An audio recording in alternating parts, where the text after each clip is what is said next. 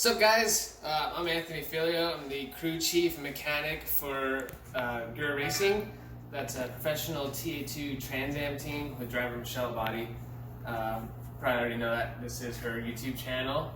Sorry we've been kind of dormant on our videos lately. Just been busy with the new car, getting everything ready, but we're ramping it back up. Gonna bring you guys a lot more new content, some more like tech stuff like what we're doing today.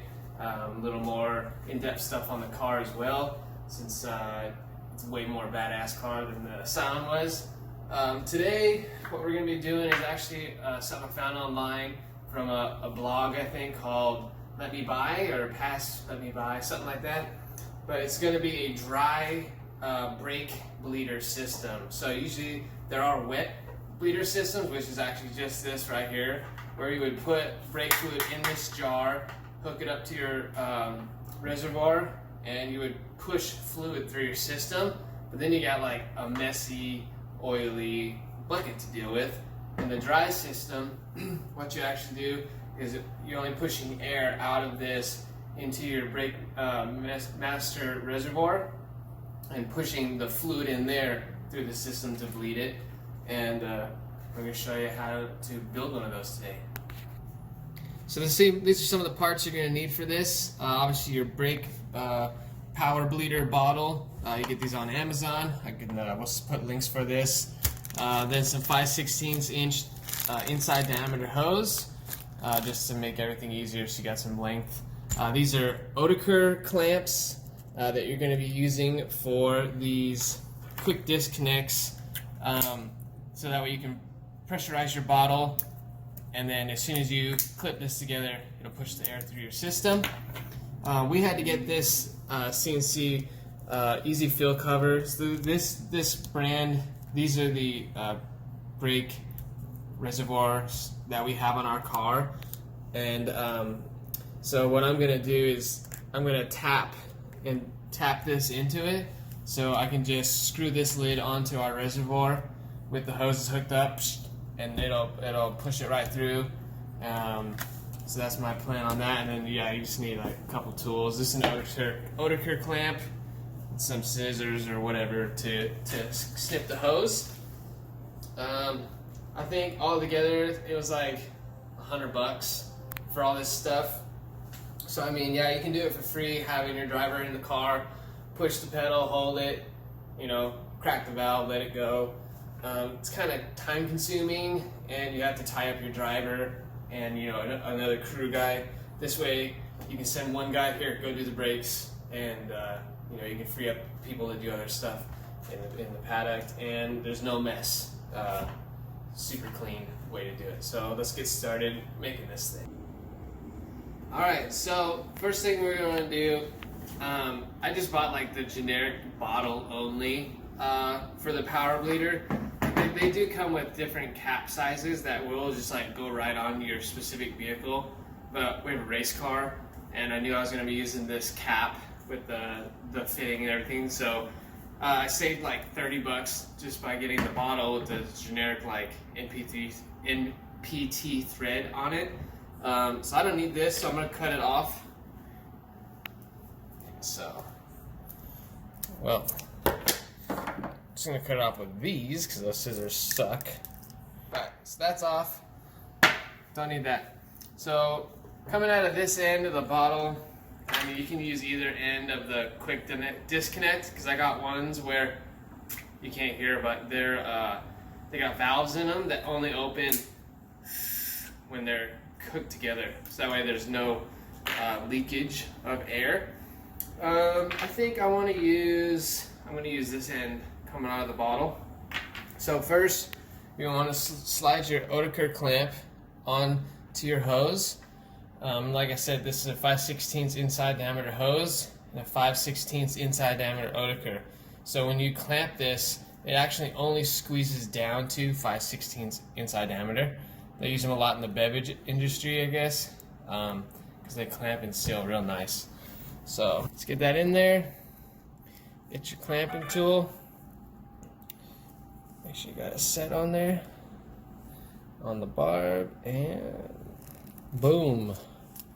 And there we go. That is sealed up, nice and tight. So now if you watch this gauge, I'll pump this up. If I stop, keep stomping on the hose. There we go.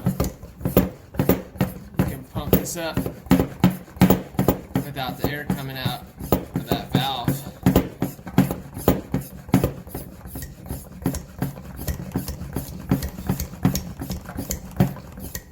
See, it'll hold it until you go like this. So that's why you want these quick disconnect ends.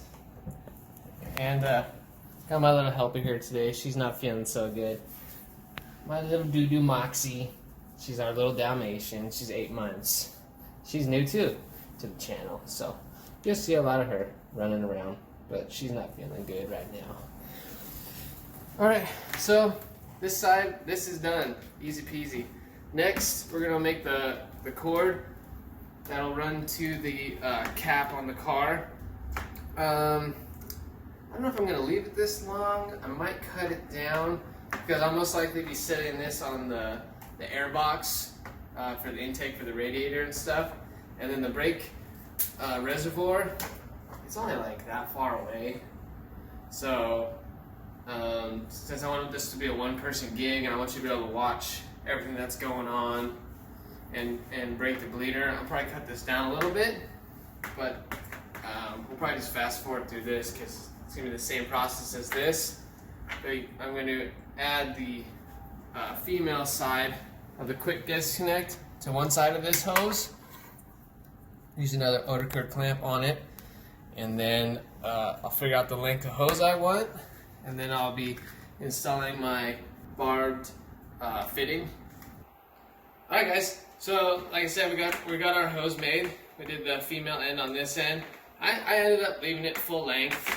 I want to try it and use it the first time to see how I like it. The bag of Oetiker clamps comes with 10 of them, so I got plenty to do it a few more times. I ended up only using 3 of them. So I'm going to show you real quick. I got this pumped up to the 1 on here, the 15. I don't know, it's bar, PSI, whatever number that is. Alright, it's holding pressure just fine. And now I don't know if you guys are able to see or hear this. Come in a little bit. You can watch as I connect this.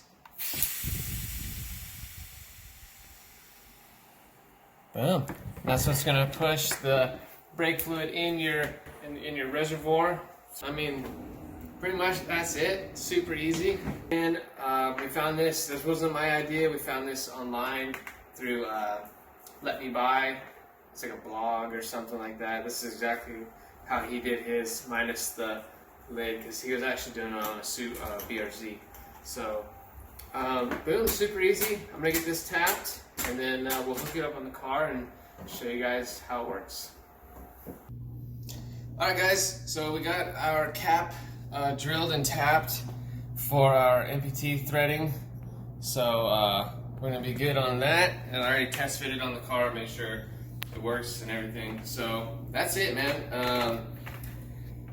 This is your whole brake bleeding system now. Well, minus the little one that comes off your calipers.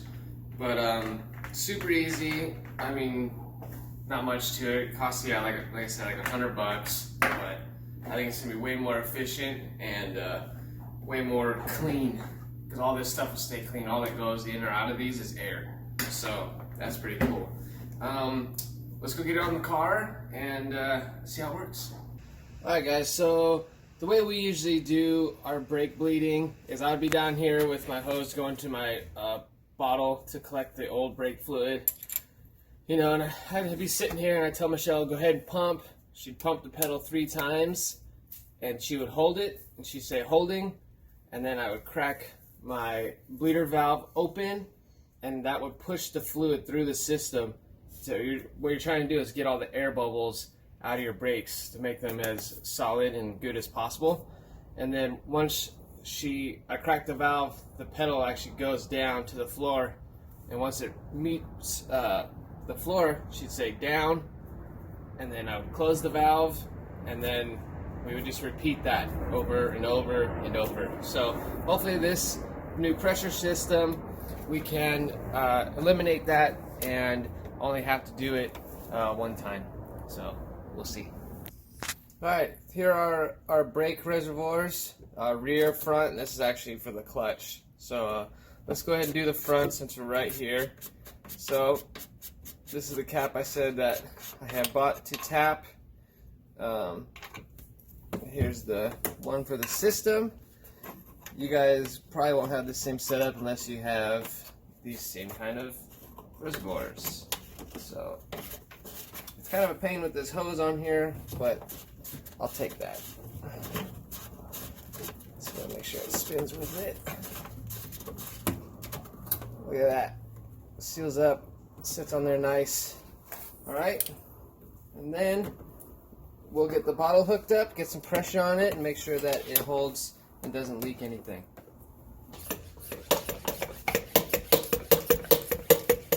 I'm not sure how much pressure this thing's gonna need, so I'm actually just gonna do a little bit the first shot here. Maybe I'll go to that 10 mark. Alright, so that's holding pressure. I got my cap screwed onto my reservoir here. Let's hope this holds some air.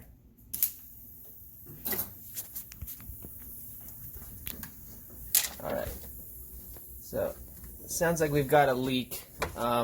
It's probably going to be this rubber gasket. I didn't put it in there. I didn't think about that. So I'm going to have to modify my cap real quick and be right back. Alright, so the caps come with these little rubber gaskets to keep them sealed up, obviously. And they usually look like this, totally sealed up. So what I did is actually I just cut the top out because obviously I need the air to go through there. So hopefully that'll still hold, you know, with that on there like that. So I'm going to just go ahead and screw this back on again and pressurize it, and hopefully it holds. Alright, so I got that back on there with the gasket this time. Let's pump this back up. Again, I'll just go to like that 15 mark, or what is it, 10. And if it holds this time.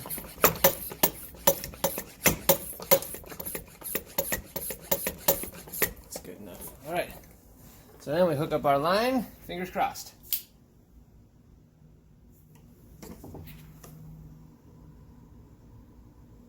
Alright, cool, look at that guys, we're holding pressure, we're not leaking. Two good things, that shows that we don't have any leaks in our brake system, you know, where air is getting in or out, and we're all sealed up, and we're ready to give this thing a try. Alright, so we've got that hooked up, it's still holding pressure. I actually bumped it up to the 10 mark there. I need to get a brake fluid catcher. But I mean, this is another good way to do it. Just take a water bottle, put 2 slits in it, put your hose in there. I mean, it's good enough. Alright, so this is our first time trying it. We've got it pressurized. I'm going to bring the camera down here. Okay, so it's pressurized up, so that's pretty much imitating Michelle's foot on the pedal. Let's crack this valve and see what happens. Hopefully you guys see some air. Now my finger's in the way because this isn't quite the right size tubing. Can you see right here? See that? Mm-hmm.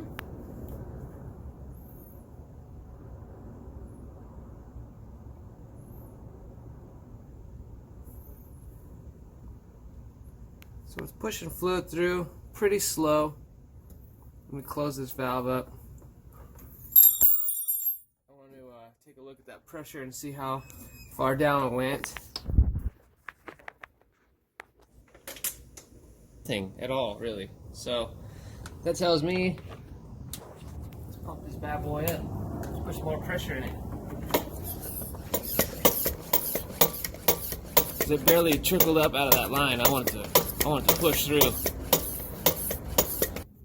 Hopefully we see some more fluid come out a little quicker. Maybe some air bubbles. Alright. It's actually coming out pretty decent. Alright.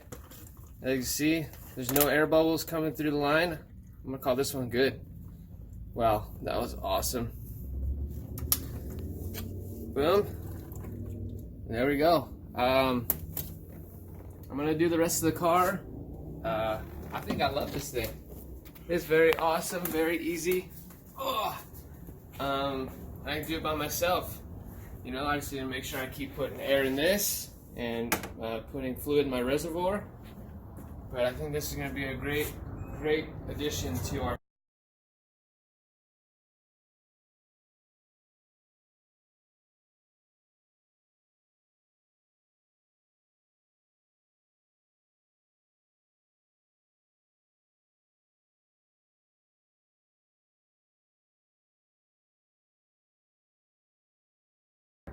at PIR.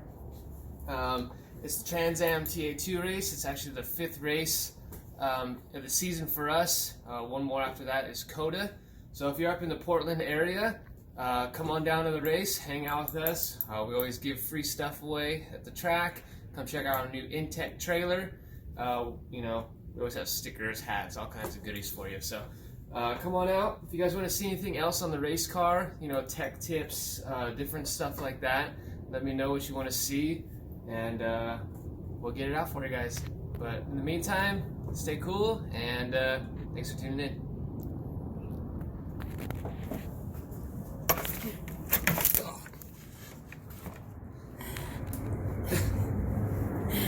This is just not for audio. It's for Moxie video.